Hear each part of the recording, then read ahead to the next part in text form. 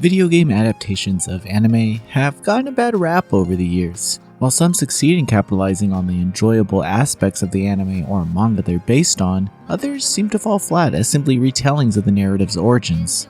The Konosuba series features a lovable group of misfit characters who share a close bond and go on zany adventures to make money, and while the narrative never takes itself too seriously, the idea of a video game adaptation of this world opens up new ways to spend time with these characters. Luckily for me, Konosuba Love for These Clothes of Desire is a visual novel adventure that does exactly that. ねえねえ、そんな石板どうでも。見たところ本物のようだが、そこに落ちてまし。そこって。カズマ、これもらっても大丈夫ですよね。だってこんなに黒。ちょっと落ち着け。Konosuba Love for These Clothes of Desire wastes very little time getting you into the action as Kazuma, Aqua, Darkness, and Megumin are already on a quest. It's here that they discover a weird stone with the power to create clothing using materials. However, it seems this stone was stolen, so to clear their name, the group has to create clothing requested by the previous owner, or they go to jail. Now, if you think that's a poor excuse for a premise, you might be correct. But this is the world of Konosuba, and the writing of these scenes showcase the fun and eccentric cast through every scene. The jokes are exceptionally clever, with a decent sense of timing and delivery, emphasized by the creative and experienced voice cast. While there are some gameplay aspects to this visual novel, I would say fans of the source material will appreciate the tone and interactions of these characters throughout the entire main story. Aside from the threat of prison, the group is also suffering from a curse that reverses their kinks to an extent. This requires Kazuma to create specific clothing that will fix their mood, which becomes the subplot of each chapter.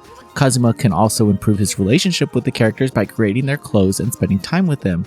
During dialogue scenes, players can get closer to the cast through choices, which will eventually lead you on a romance route post-game. The routes themselves are pretty adorable and highlight the bonds of the cast, but I honestly don't think there's a reality where Kazuma and Darkness date, so that was just funny to witness. What's more interesting is how even the supporting cast gets their own endings. Hanging out with Yun and Wise for some extra one-on-one time showed a side of the characters you don't really see explored in the anime, and again, the comedic timing is excellent. The writing leans into the fact that the romance is a bit awkward, but Kazuma is such an eccentric and expressive character that it actually works out well. Further, the illustrations and CGs throughout the entire story are excellent, giving players more reason to replay sections of the game or make different choices to see the characters in cute outfits that they don't typically see them in. The gameplay portions require players to plan out a week for each member of the group. Each day, you choose a job for the characters or send them on a quest to receive materials.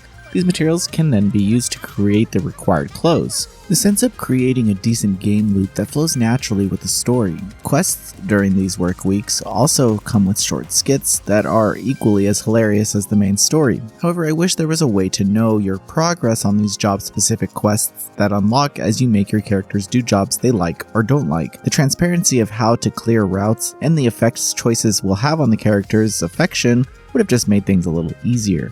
While you can sometimes choose the character who will wear the created outfit, there are also special items you can buy from Wise to include in the outfit creation, which unlocks a unique scene with a specific character.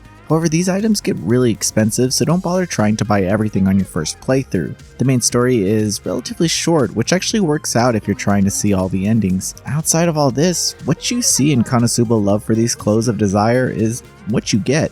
There aren't too many background environments and the music never stands out, but the quality found in the writing and character interactions makes me believe that the developers really know their audience. Lastly, I didn't personally see anything off about the localization, which I'm sure wasn't easy considering the consistency of these jokes. Konosuba Love for These Clothes of Desire goes beyond what you'd expect from an anime video game adaptation.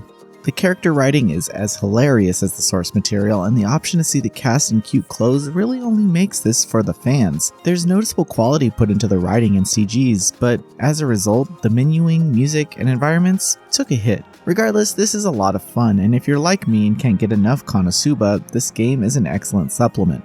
Noisy Pixel is giving Konosuba Love for These Clothes of Desire an 8 out of 10. Thanks for watching. This video is brought to you by our supporters on Patreon. Noisy Pixel is run by a group of gamers providing independent gaming coverage through news, reviews, previews, and more. Check out our Patreon to help support our continued growth, and subscribe to keep up with all our future content.